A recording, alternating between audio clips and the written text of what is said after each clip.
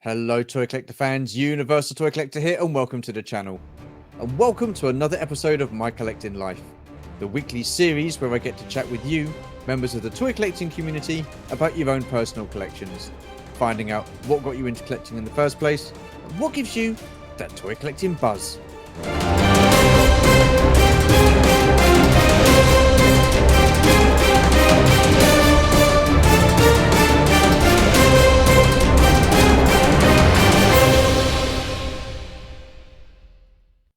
Okie dokie then, so who do we have as the guest on this week's episode? Well, why don't we all find out? Sit yourselves down, put your feet up and make yourselves comfortable, and let's take a look at some of his collection in a musical montage.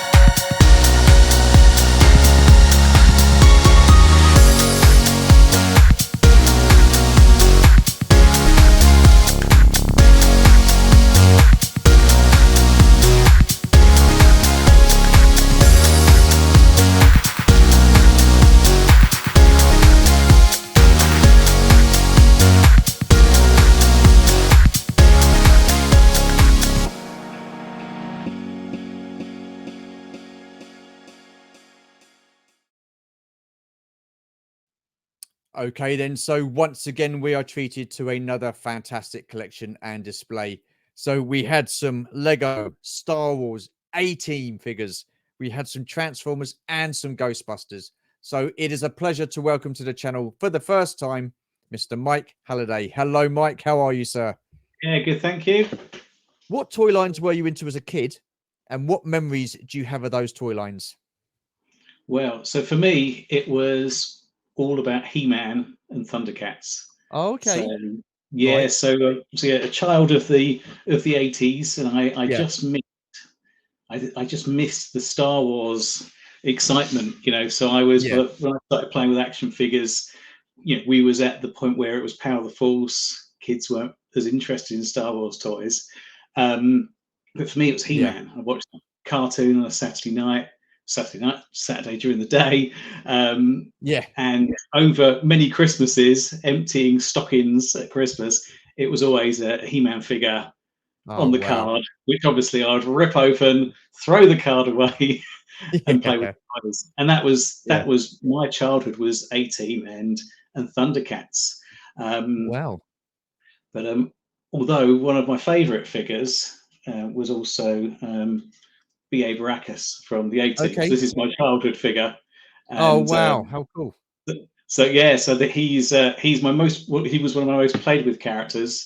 He's not in Yeah. great condition. He's lost half of a foot, but I Okay. kept hold of him, and Yeah. he's now part of my A-Team collection. Oh, that is awesome. Absolutely awesome. So, what was it that drew you into the likes of He-Man and Thundercats? Was it the animated series, or was it the toy lines you saw first when you're going through the stores in the towns and stuff? So for me as a kid, I think it was the cartoon. So I think Yeah. I used to watch the cartoon as a kid, and would say to my parents, "Oh, I love He-Man, love you know, love everything about it." And that's the toys I had as a child that I have lots of fond memories Yeah. of. Um, and as the 80s got later on and we started to approach the 90s, I would go to my friends' houses and we'd have battles between Oh. um, He-Man figures and the Ninja Turtles, because Oh, okay. which was great fun. So but strangely it's not something I collect now. So I had a very large collection of He-Man figures as a child, and Yeah. I ended up over the years kind of gave them away, sold some stuff on eBay because I lost that emotional connection. Um, Part of me regrets getting rid of them, a lot of them now, and but I repivoted my collecting to other lines, and I've never gone back to He-Man yet. I think is What probably what the why do you think it is then? I find it interesting when people say they lose that emotional connection, especially to a toy line. Uh, why was that? I don't know. I think it's just. I think for me, it was something I played with as a child, and I had them in the loft for many years, and it was probably about 10 years ago I kind of discovered them, and at that time in my life, um, I suppose I was interested in other things. I think as I'd become gone from a child to a young adult, Mm, I'd got more and more into Star Trek, Star Wars, yeah. Marvel, and I think I just lost interest. In a way, though, I probably regret that actually, because I kind of now I'm a bit older. I now look Mm. back with fond memories of those toys that I played with. I can see Castle Grayskull behind you, and Yeah. I used to have Yeah. one of those myself as a kid, and I can't think, oh, I wish I still had those. So Yeah. yeah, it's strange. I suppose it's a journey, isn't it? As you Yeah, you get absolutely, yeah. you get interested in and lose interest in certain Mm, things. mm. I find it interesting because I've recently just really been hooked into Masters of the Universe, whether it be the Revelations line, the Origins, or even the vintage figures. And yeah, I've got to say, I'm really enjoying the line. I had figures as a kid. I didn't have many Masters of the Universe figures as a kid. I mean, I was predominantly Star Wars, because I mean that was huge back in the day. I mean, I was early 80s, well, mid 70s to early 80s, so it was massive. But I did get a lot of enjoyment out of He-Man, and I think for me, and I've said it many a time in other videos, the packaging I thought was so vibrant, the Mm, artwork was amazing, and I just love. And I don't know what it was. I think it was the I don't know. It's the barbarian style type sort of look of He-Man, and then just they look so great in the art and stuff like that. And I just I when you see the artwork and then you see the Sumbo animated series of He-Man, you think, wow, there's a I could have taken that so much darker. That do you know what I mean with the Sumbo? But it was for kids. I've got to say, yeah, I think one of the things I love, one of the memories I love about the He-Man figures was the little comic you would get inside the packaging. yes, yeah, yeah, yeah, And once again, I used to have a bunch of those as a kid, and yeah. I remember seeing one on eBay a little while ago, and I thought, oh yeah, go on then, put some bids in and got one just to have the little comic, just so I could have a look at Just a it. comic, really? Oh, wow. Yeah, Oh, that's yeah. awesome, awesome. And what about, Thundercats? Because, again, I remember as a kid watching the cartoon, but I never really got into collecting the figures, and to be honest with you, I don't think it's going to be one of those lines that I actually do dip my toe into. Yeah, I think as a kid, I think probably the primary toys that I would play with and I had lots of was the He-Man. And but Thundercats, I had all the Lino and a lot of the other key Yeah, characters. And I had I think I had the Lino and Mumra, where you'd have the little ring with the battery in that you put into the back to make their eyes yeah, light up. And that's yeah, just that's a memory I have as a kid. I really enjoyed playing with them. yeah, Didn't have as many of them, and once again, they're a collection of toys that I had them as a child, but I don't have them as an adult now. yeah, And I'd be tempted to go back to Thundercats. I see a lot of them now in the vintage toy shops, and well, actually not a huge amount, but I do see them in the vintage toy shops, and they yeah. bring back fond memories of playing with those. Yeah, absolutely, absolutely. And you said about going to your friend's house. I mean, for me, the summertime and the weekends, I was always around outside with like my friend's house and stuff like that. And just whether it was playing Star Wars, GI Joe, or Subbuteo or whatever, it was just a great time. I mean, have you got fond memories of those kind of days? Yeah, I mean, there's a few little pockets of memories. One was, and I think I like to think about the toys. So one was when I was quite young, probably like the first year of junior school or something. I'd had there was a school friend. I can't remember his name now, but there's a school friend I had, and he had an awesome collection of Action Force. So the Okay, British yeah, go. yeah, And I would take my He-Man figures around. He had everything. It was brilliant, yeah, and the funny thing with those is I'd take my He-Man figures, which are like this big, and the yeah, action figures are this big, and the He-Man figures would always kind of win the battles. But and then other childhood memories I have is and this is where I do have memories of Star Wars toys. So I've got a cousin who's about the same sort of age as me, and yeah, he had, I mean, crikey, probably when Return of the Jedi came out, around yeah, that sort of time, he had so many Star Wars toys. And I had fond memories of going to his house for sleepovers and being on the bunk beds and looking at his floor. And there'd be the Millennium Falcon, there'd be multiple figures all over the floor. And yeah. so, even though I didn't have any Star Wars toys myself as a kid, I had lots of fond memories playing with them. And yeah, that's possibly one of the reasons I end up collecting them now, because I still More, remember playing with more than my likely, cousin's yeah. toys. I mean, so when you were a kid and you saw those, do you think did you think at the time, God, I wish I had these toys? I mean, I'm assuming you'd seen the films up to that point. Yeah, yeah. So we'd seen. Yeah, I think I'd seen. I think Return of the Jedi was probably the first film I saw because of I was Yeah, too young to see the first two, and I think that was the toy line that my cousin had most of. So and obviously that was the largest amount of figures that were released was for the Return of the Jedi film. And I think after seeing the film and playing with the toys, I thought, oh, I'd love to have some Star Wars toys. yeah, But I never did, and I think around that era was when they were, after the I suppose the hype around Return of the Jedi and all the toys being purchased, suddenly people just lost interest, and the shop stopped stocking them as much, and this is mm, where you see those bargain bucket deals people used to get back there oh, of figures that are worth a lot more, yeah. particularly I know. You just want to cry, didn't you? figures. It's like, my gosh.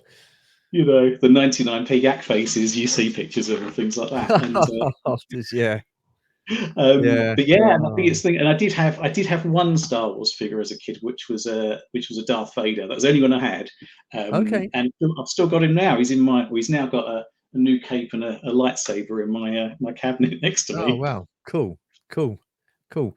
Um, what was your favorite toy line and why? Or did it sort of like change as you got older? You had different fads and stuff like that. Or was there one particular toy line that really does stand out from your childhood? I think, I mean, from my childhood, I think, you know what? I mean, I've talked about He-Man, but I was always and still am a fan of Transformers, and I Okay. think I don't have a big collection of Transformers now. I had a few more when I was a kid, um, but for me, the obviously at the time there wasn't the big blockbuster Hollywood movies of Transformers. It was the cartoons you'd see on Yeah, TV, yeah, and I remember watching those, and they were always really engaging. but also the playability of the Transformers. I kind of Yeah. go into as a kid, go to a family member's house for the day, or go to my grandparents' house and chuck some toys in a bag, and quite often it might be a couple of Transformers, and the whole playability of a vehicle, a robot. Yeah. What's not Yeah. to love? And that was No, no, it's that was a awesome, big right? thing for me. And they're the things perhaps I had probably more of a sentimental, emotional attachment to, because I've still got my Optimus Prime, and Okay. I've still got a couple of other Transformers as well in my cabinet, Yeah. which I still enjoy looking at today, all those years Mm. later. Do you think it's strange as kids we didn't need? I suppose we had Star Wars, which was a big blockbuster movie. I mean, I Mm, think that was the exception to the rule. But we, with regards to things like GI Joe, Transformers, He-Man, even Thundercats, we didn't have big blockbuster movies for those, those properties. It was just the animated series, and for me personally, I don't know about you, but that was enough when we was yeah, kids. Do you know what I mean? We didn't need a big movie. I mean, like I say, Star Wars was the exception to the rule, but yeah, no, I agree. I think as a child, it's you obviously, as children, we play and we make up stories and use our imaginations. And I think mm, watching a cartoon at the time, you're like, wow, that's amazing, and that gives you the inspiration of how you'll play with your toys, or how you'll play with toys with your friends. yeah, And that's all we needed. And I mean, maybe it's back, I suppose, in the 80s, and perhaps early 90s. You know, there wasn't the prevalence of computer games. Obviously, we had the early, the NES and the yeah, Master System, things, but yeah, there was a lot more going to friends' houses and playing with toys, or spending time outside. And mm, maybe that has changed a little bit over the years, where now there needs to be a blockbuster movie and a really good computer game yeah. for kids to be interested. I don't Because know. and I've discussed it before on other episodes, but for me, I don't think the movies have done the property any justice at all. For example, Transformers. The Mm, Bumblebee for me was the best one out of the lot. Then you had the GI Joe movies, which was so disappointing. And then mm. you had the Master of the Universe. And no, to be honest, that was the one that I was looking forward to the most. I thought that was going to be absolutely fantastic. Wasn't set on Eternia, and it was just nothing like the figures or the drawings that we'd seen on the artwork and stuff like that. And for me at that time, I was like, oh, this is such a disappointment. I mean, do you feel the same way, or you quite happy just to let it I ride? think, in a way, I suppose, separate the toy from the movie. So I think, Yeah, the most of the Transformers movies, as an action movie in its own right, yeah, you know, great films. But yeah, the actual robots in the movie, as a fan, childhood fan of the series, I would have liked them to have been a bit more like, the look and feel yeah. and the characters that we saw as kids in the cartoons.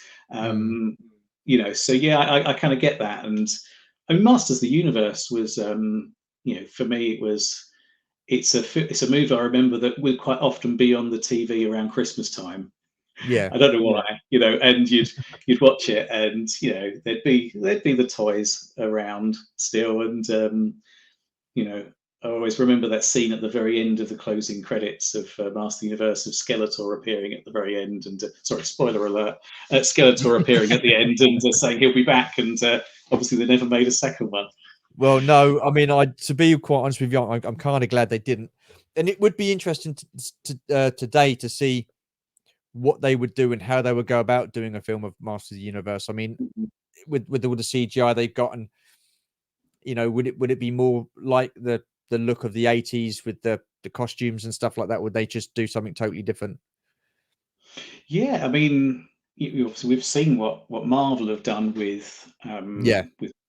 I think it's quite interesting. Even obviously there've been a lot of Marvel movies. It's interesting to see how those have evolved, and with the new Deadpool movie coming next year, they're kind of going back to the roots of how they're going to make Wolverine look. They're going to yeah, kind of make him more like he was in the comic book than what Hollywood did to the character. So I mean, obviously it would be quite a different movie, the Deadpool movie, but it's just interesting to see the process that Hollywood have been through over the years, and Yeah. maybe just they're thinking about going back to the roots of some of the look and feel of some of these characters. Do you think they should have done that from the start? I mean, because like you know, you got a lot of these properties like He-Man and GI Joe, Transformers. You've all got a fantastic foundation that was built in the 80s with different stories that you could go Yeah. to, the looks and stuff like that. But they just seem to want to glamatize it, don't they? And just take it down their own sort of like road and stuff like that, and just deviate from what we were like, well, what we were used to as kids. Yeah, I think almost, Hollywood and the TV studios, I think they are changing a little bit. I think they're starting to think more about fan service. So when there was the WandaVision TV show, obviously Yeah, about the Scarlet Witch. There was one episode where she was actually dressed like the Scarlet Witch from the comic books, and the fans yes, absolutely loved it. They gave some really good yeah, feedback. And in other lines, with the new Picard, the Star Trek series Picard, in the yeah, final, in series 3, there was so much fan service to what we watched in the 80s, Next Generation, and the well, feedback was tremendous from a I from a lot mean, of the that fans. season 3 was practically another season of Oh, it was Star season Trek 8 of Next the Next Generation, wasn't it? Generation. Yeah. That is what Star Wars should have done in the prequels, the sequels rather. Yeah, I mean, once again, movies in their own right, yeah, they were good films with good stories, but what we've seen happen with the Mandalorian and with Ahsoka, actually now trying to fill that gap of what happened after the Yeah, Return of the Jedi. I think that wouldn't it have been amazing if that was the chain of events in the new sequel movies. yeah. um, but yeah, I think the films have got their place. Mm. But it's interesting to see whether they'll stay canon or not. Let's see. Well, you don't think they will? I don't know. I don't know. I think because I guess as a, That's as a interesting because I think that's the first time I think I've heard someone say that. I'm surprised. I thought, I didn't think that they'll be able to move that from canon and just keep it canon, because you can't. Well, I suppose you can, but I thought you wouldn't be able to just make those 3 movies and have it as canon and then just go now and brush it off. I mean, uh, yeah. you I know, mean, there'd have to be some creativity around how they would do it, and I'm not saying they should, but I think from a if you put yourselves in the shoes of a creative writer who works for Lucasfilm now, obviously yeah, you are quite you have to follow a certain path if the future story and the end state's been written. yeah, If that end state hadn't been written, you'd have more creative flexibility. And I think if obviously on assumption that the sequel movies continue to be part of canon, which there's no reason why they won't be, what would be interesting to see how the writing progresses to get from you know the situation we're in now in the Ahsoka series yeah. through to the First Order forming. That will be really interesting to see if that is the story events that they continue to follow. Mm, mm. I think because I know Kathleen Kennedy was really interested or really wanted to sort of start dropping tidbits into what they're filming now to explain the Mhm. events in the prequels. But anyway, we digress. When did you stop playing with your toys, and when did you become a collector? Oh, that's a good question. So, I don't know. I suppose when I went to senior school, I probably still played with my toys a little bit. I just didn't tell anybody, and I still played with.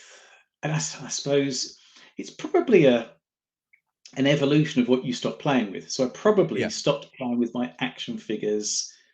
Maybe that's probably the first thing that went. yeah. Um, but Lego, I carried on playing with. Okay. Yep. So and that was something I'd continue to, and as I turned into a teenager, I used to get the Lego Technic sets or the more Okay. complex, Yeah. Yeah. Lego sets, and carried on playing with them. So it's probably that being at high school kind of era is probably when I stopped playing with toys. But then I probably had I suppose a hiatus of. I didn't go straight into collecting either, So I did start collecting. I wasn't collecting toys, so I started Yeah. collecting guitars. So I played guitar, and I started collecting guitars. But as the years have gone on, I suppose you look back at this nostalgia you have of when you had toys, Yeah. and also some of the genres that I'm always interested in: science fiction, and fantasy, and that's why I probably only started really seriously collecting my Star Wars collection probably about 3 years ago. Um, Okay. Wow. that's probably when I kind of became I put the collector badge on. I think Yeah. Yeah. the years leading up to that, I had different things. I had a few things from childhood, and I might go to a comic book shop and go, oh, that's really cool, I'll buy that.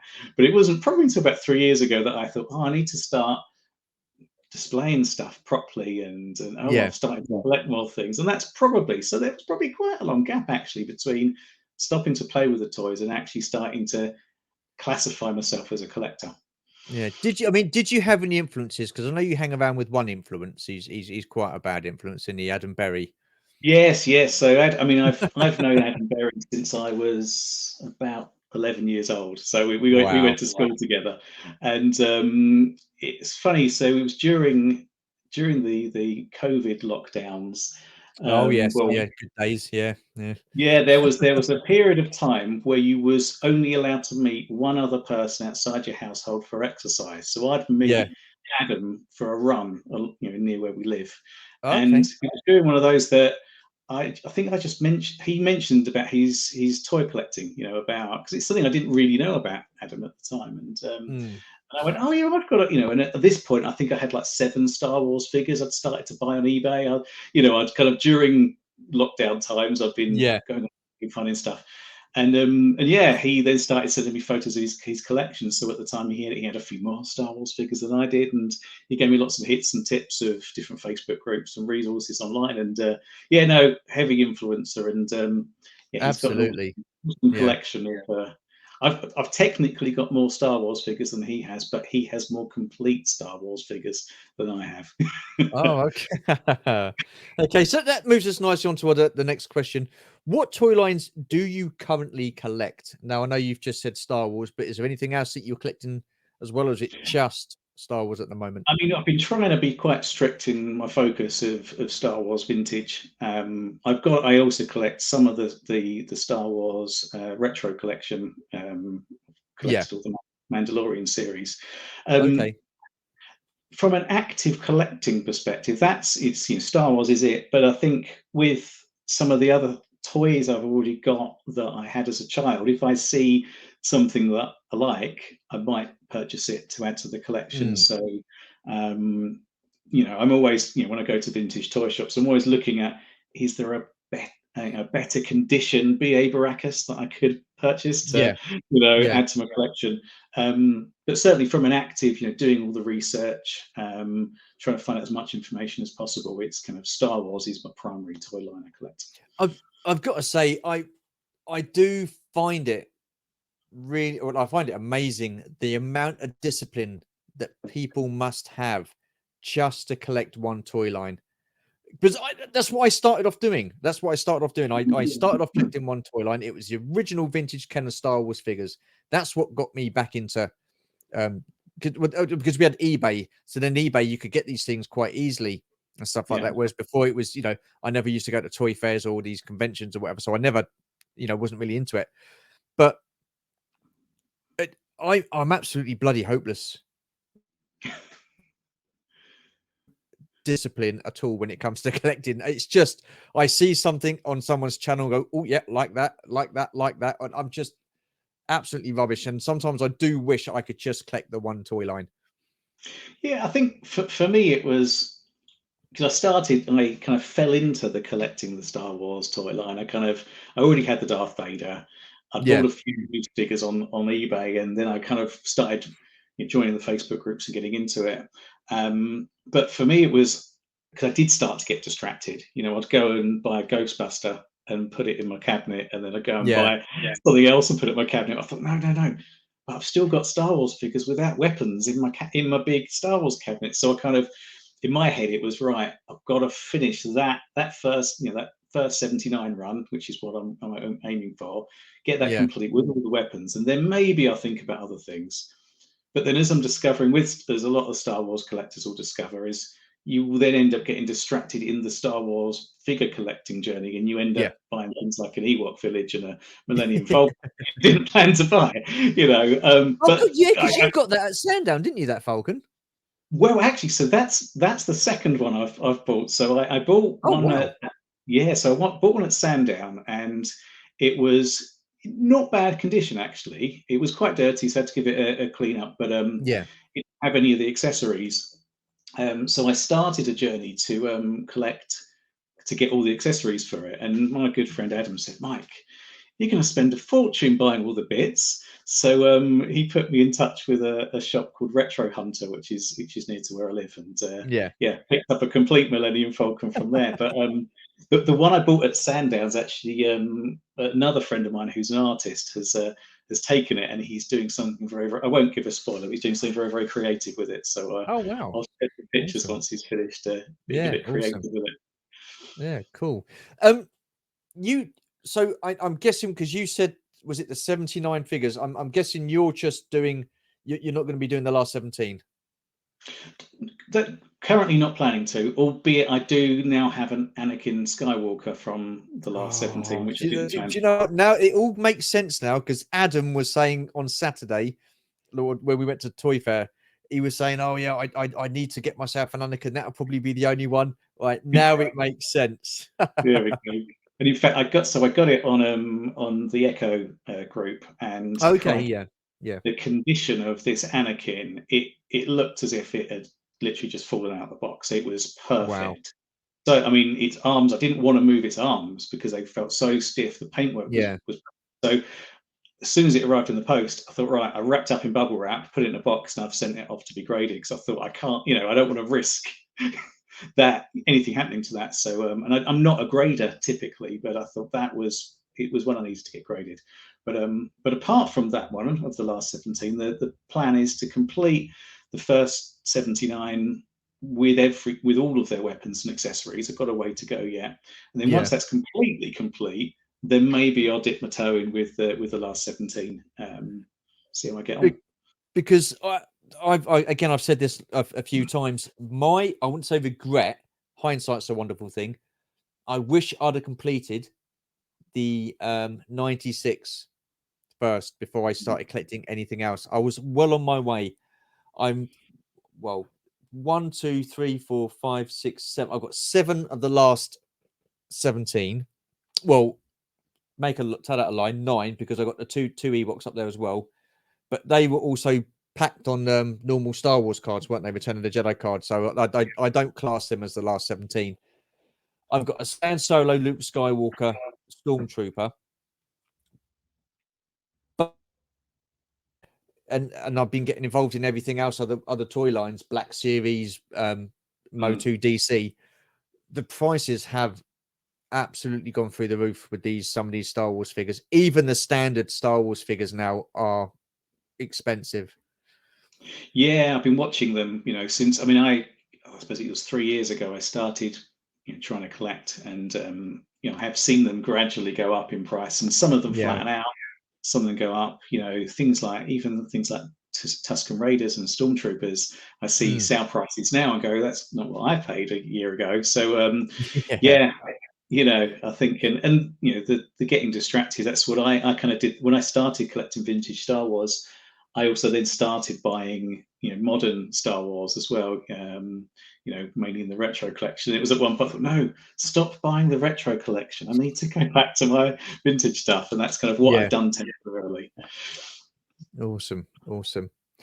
Um, do you have a grail piece that you would like in your collection? And again, when I say grail piece, it doesn't necessarily have to be the most expensive piece that you can think of. It could be something that you've seen like an Echo Base and you think, I'll come around and get that. And when you go back, it's gone and you don't see it again for a good long time. Is there anything like that that you would like in your collection? Well, yeah. And in fact, at the Echo Live was an example. I'd love a Rancor monster. I just Oh, think okay. it's Yeah. a really, for me, it's a, it's just such a, I don't know, just a cool figure. It's massive. I've Yeah. got the Rancor keeper, and it would look Yeah. really cool. It was the sort of thing that I looked at. I wasn't planning. I'm not planning. Wasn't planning to get one, but I was looking at one at Echo Live and thought, oh yeah, I'll come back later and get that. And then I came back later and it was gone off the store. And Oh, so for me, that would be, but it's not in my. It's weird. It's not in my priority list of things I need to collect. 'Cause I still got a few yeah. weapons to get and things. But Yeah. yeah, a Rancor monster would look quite cool, sitting up there somewhere. It certainly would. But It certainly would. um, and then yeah, and obviously with the first 79 figure collection of a blue snaggletooth is obviously that's obviously quite a common grail to eventually collect once I've completed the first 79. Awesome. Awesome. Well, I'm guessing you're very much like Adam then with when it comes to collecting, it has to be the original weapon that comes with the figure. Yeah, yeah, Yeah. 100%. Yeah, yeah. So they've got no reproduction weapons in my collection. I've bought some figures over the last 3 years where I've discovered that some weapons have been reproduction. Ones I bought off of eBay, and my eldest daughter, she doesn't mind having those in her small collection. So quite often when I've upgraded figures, if I've had a beta and then I've upgraded to a better figure, Yeah. she's taken the beta and she's ended up with the repro weapons. So I know where the repro weapons are in my house, but they're definitely not in my collection room. See, I wouldn't know because the majority of my figures, well, I'd say the majority that all of my Star Wars figures that because none of them are from my childhood, which Mm, kind of grates me a little bit. I'm kind of upset by that, but I'm happy I've got them. I wouldn't know. Well, some of them obviously you can tell that they are reproduction weapons. Like some of the lightsabers, you just know that they're reproduction. But as far as blasters and stuff like that go, I wouldn't have a clue. I wouldn't have a clue. yeah, I mean, for me, it's the obviously the first thing is the with most blasters is the float test. If it sinks, it stinks, as they say.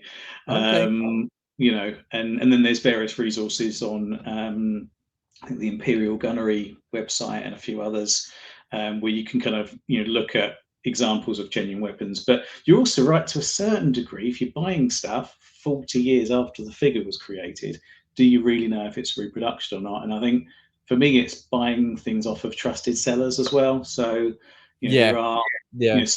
there's probably a small group of people either on Echo and another Facebook group called Dark Side, where I know Yeah. that those sellers will be selling genuine weapons because they've been in the trade for many years and they will Yeah. have done various tests.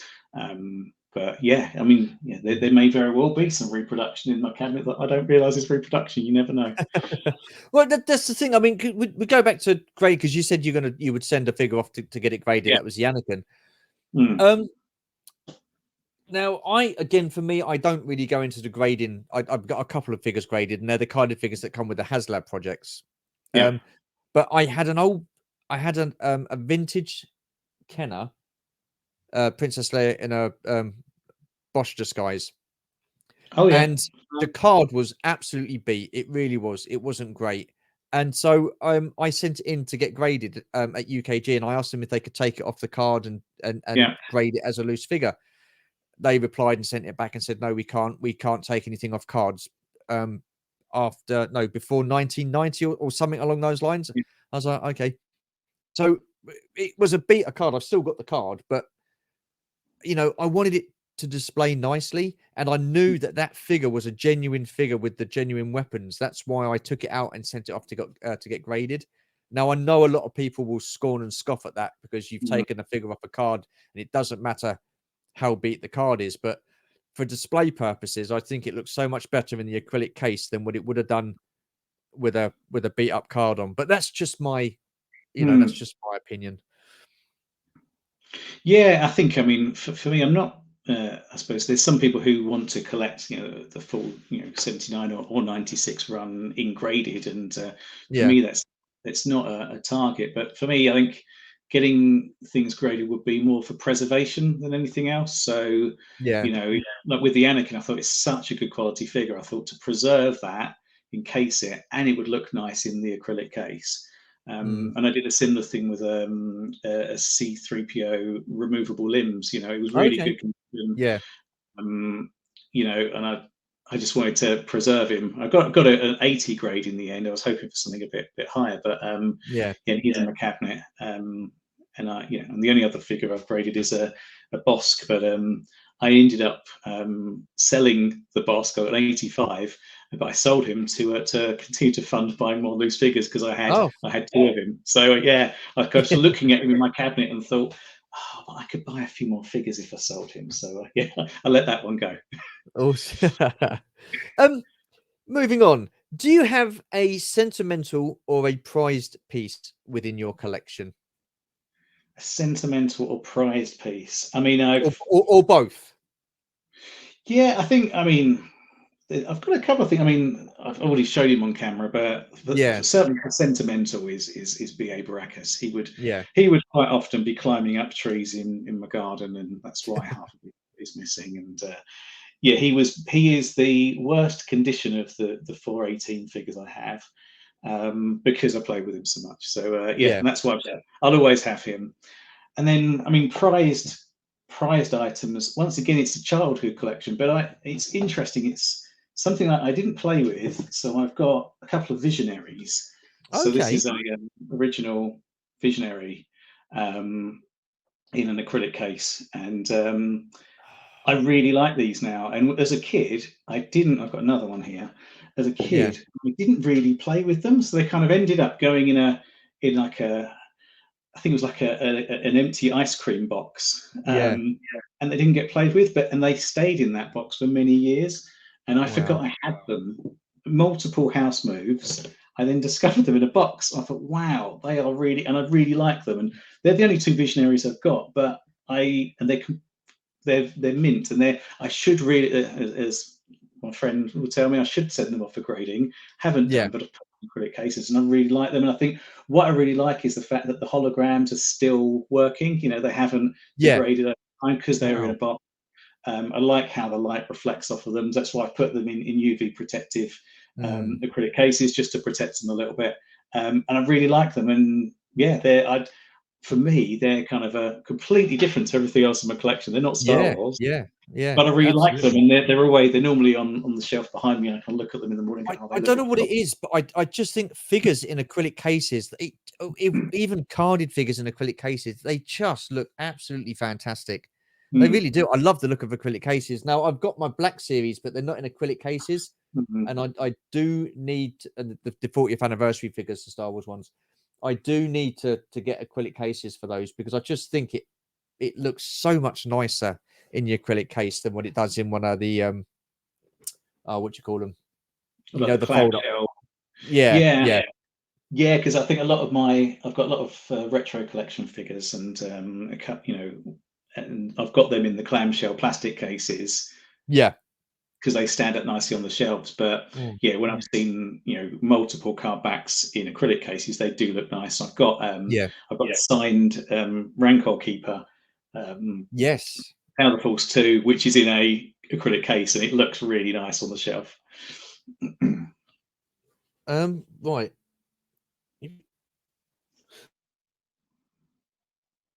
Confusing myself. Yeah. So I apologize for that. Um, Yes. if you could go, because I'd met you at Sandown, and Yeah. then I saw you again very, very briefly at Echo, and I do feel bad about that because I was just going out to take something to the car as you were coming in with your daughter, and we stopped and had a little chat. And by the time I got back, it was absolutely heaving in there. So I didn't get to see you again after that. But my question to you is, if you could go to any one Comic Con or convention in the world, which one would it be and why? Oh, I think San Diego Comic Con. I think I've Yeah. just seen on YouTube I've seen multiple people do videos there of of the things they see, and it just looks immense. You get Yeah. every line, both from a toy collector's perspective, but just from a science fiction and comic book fan perspective. Mm.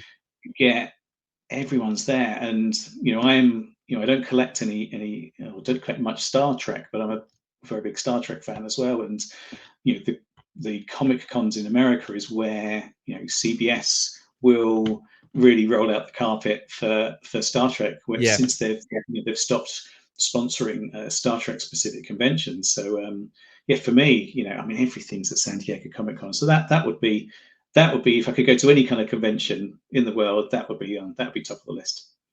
And I'm assuming that you travel that far, you go there for the full 4 days or however long it's on for. Yeah, I mean, if I was going to go all that way, then yeah, I'll Yeah. do it Yeah, properly. I probably for wouldn't a go there couple of just for hours. Yeah, yeah. yeah. I'll get there after lunch, and then I go home. No. So if it was anywhere, I'd go there. And I've been to the London Comic Cons, and they're Yeah, really good. But you yeah. just see the difference in size and scale of the US Comic Cons to Mm. the ones we have in the UK. And Have yeah, you that's seen, sorry, you seen any videos on Dragon Con in no, I don't think I Atlanta? have. My goodness me. Yeah, you wanna check out, Dragon Con in Atlanta. That is it Atlanta? Yeah, I think it is, yeah. It the street off and they do these parades and stuff like that. It's just, cosplays and stuff like that.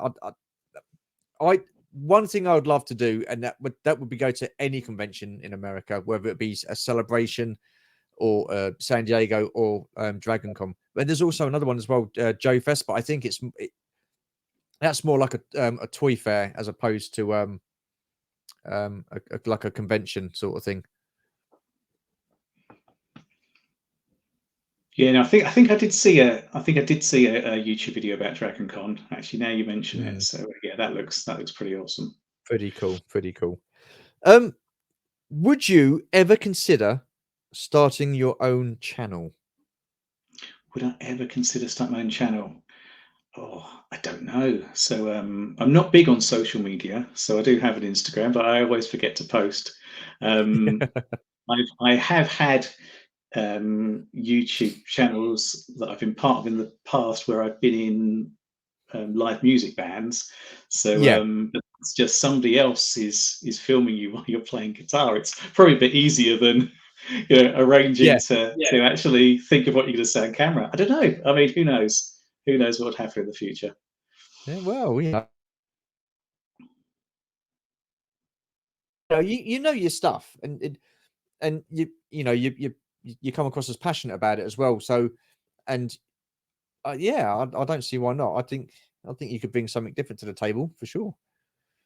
Yeah, I'll give it a go. I think I launched a YouTube channel a couple of weeks ago of live music recordings from 20 years ago of a band I Oh used to be wow, in. So I've been dabbling again with the mechanics of using YouTube, but yeah, who knows? I think I'm now I've got a decent sized collection now. I think I may start posting a bit more of my collection into Instagram because yeah, that's not something I've been doing so far. But I've yeah, been quite inspired by Mr. Berry's great photography skills he has on his yes, Instagram feed. yeah. He's definitely an influence, isn't he? Definitely for sure. We just quickly changing subject onto your music. You say you're into music. What got you into music? With music, Oasis and Blur in the 90s. So I was a big fan of both of those bands in the 90s, and when I was about 15, I taught myself to play a few Oasis songs on the guitar. So I was quite a late bloomer with learning a musical instrument. And Yeah, yeah, when I was about 18, I formed a band writing and playing songs in that kind of style. And yeah, I had a long period of time of I've been in about 3 different bands over the years. Haven't wow, been in a band for about 6 years, so I think yeah. it's almost one hobby finished, and then a new hobby of collecting toys kind of started not long afterwards. So it's So you actually wrote your own songs as well then? it was sort of 20 yeah it's over 20 years ago. We wrote our own Yeah. songs, and so we used to do gigs in the local area, Wow. kind of stuff. We've written and doing some covers of the music of the time. Yeah. And yeah, in the many years that followed, of been in cover bands, playing kind of Mm. anything from the 90s through to modern stuff. So Yeah. yeah, big part of my life, and a big the big hobby I've had before toy collecting. Do you miss it? I do a little bit, yeah. I think the last band I was in, kind of that kind of finished up sort of just before my third daughter was born, and so that kept me quite busy. And Yeah. yeah, I do miss it. I'll probably get back into it. I've still got all my guitars; they're still there. You lead or bass? So a bit of rhythm, a little bit of lead. Um, Okay. yeah. So acoustic and electric, and Wow. yeah, Awesome stuff. yeah. Something I Yeah. enjoy doing. Interesting. Okay, so we're coming up to the top of the hour. I've got two questions left, so we'll crack on. What gives you that toy collecting buzz? Oh, what gives me that toy collecting buzz? I think when you've purchased something online, something that Yeah. you need to add to complete your collection. So I'll give you an example. So I've only got, I've got, I think I've only got one more figure now to collect for my 79 run.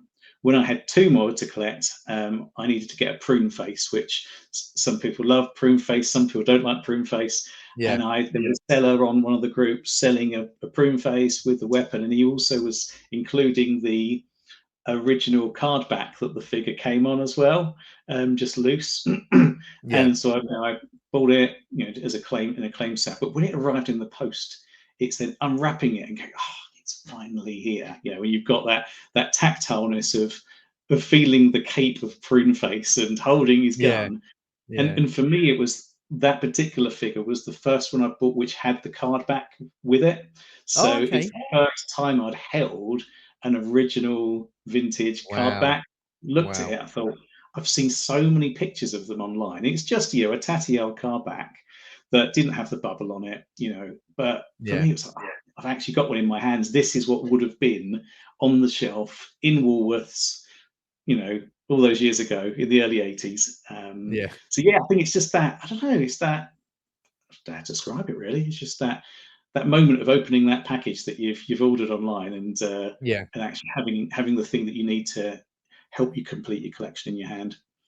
Do you prefer going out into toy stores and toy fairs and getting figures, or are you quite happy getting them online?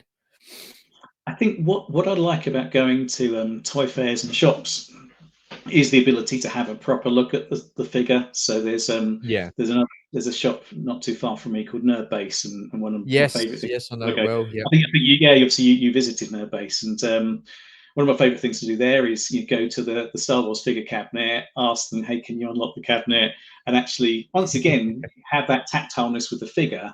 So kind of Yeah. check the its Yeah. arms are stiff, and you have a look at the weapon. Um, and I think I enjoy that experience as well. So while purchasing a figure online is sometimes it's a quick fix, to Yeah. add that thing to your collection.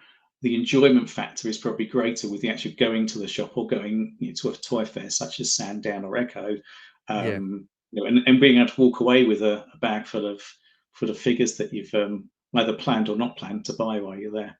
Yeah. Yeah. Talking of Echo again, when we went last time round, Adam Berry was there, and he'd been in, he got early bird, and he was done and Mm. dusted. He'd whizzed round and stuff like that. So we just saw him very briefly. But I mean, are you planning on going to Echo again next year? Yeah, so I just saw the April Echo's just been announced. So Yeah, I've never been in the early part of the year. I've always been in the towards the October, end. Yeah, the end of the year. And so I really, I mean, the last time I went to Echo, I really enjoyed it because I've previously gone for early bird, got there yeah, really early, been round while it's quiet, got stuff, but then probably chipped off early. yeah, Whereas last October, I didn't do the early bird because I was driving with my daughter and we didn't want to get up. She didn't want to get too early, so yeah, we went up when we got up when they got there. But that for me was great because we then got to see the other half of the day where we got there. It yeah, was manic, but then it got quieter as the day went on, and then we got yeah. to enjoy the spectacle of the raffle at the end, Oh, which okay. I didn't win anything at the raffle, but it was great to see. So yeah, Awesome. I really enjoy the event. So I'm tempted to go back in April. If not April, then I'll definitely go in a year's time. I've got to do at least one a year. Yeah, absolutely, absolutely. Right, last question then. What does your collection mean to you? What does my collection mean to me? I think for me, it's it's an escapism from everyday life. So, Yeah, where for me, work, I have a very busy job, and work can be really busy and use a lot of brain power. So being able to, even when I'm working in this chair, I can just look over at my toy collection, and just it's yeah, that different emotional connection.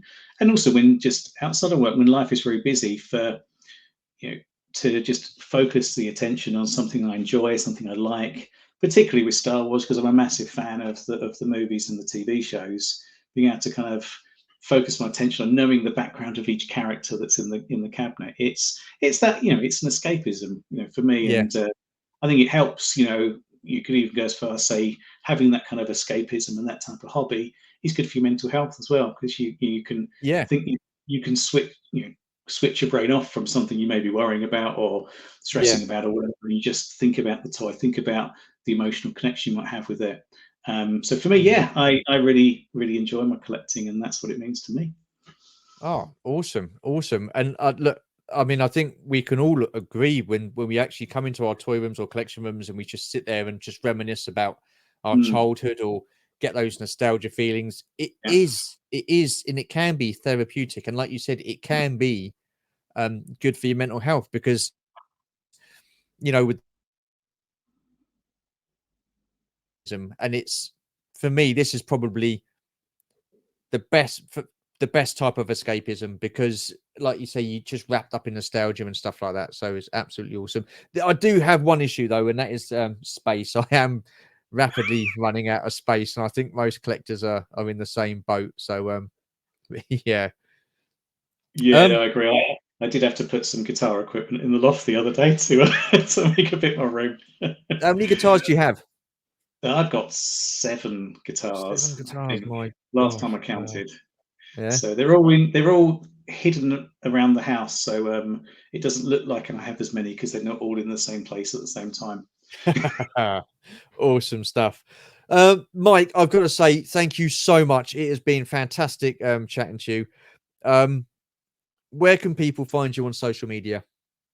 Yes, so I'm on Instagram, so at Mike Halladay. So it's an open Instagram, so anybody can add me and follow me. Yeah. That's probably the place to find me. Okay. Cool. Cool. Like I say, really appreciate you taking part in the series. It's been awesome chatting to you. Um, Again, I feel very lucky because I've actually got to meet you in person, face to face. I know you've been a subscriber to my channel for a while now, so I do really appreciate that. Thank you. I do, however, have to apologize to people if the episode was sort of like disrupted by poor connection. I do apologize for that. But if you have stayed with us to the end, I just want to say a massive thank you. Really appreciate your support. Appreciate you watching. Take care, stay safe, and we shall see you in the next one. Take care now. Bye bye.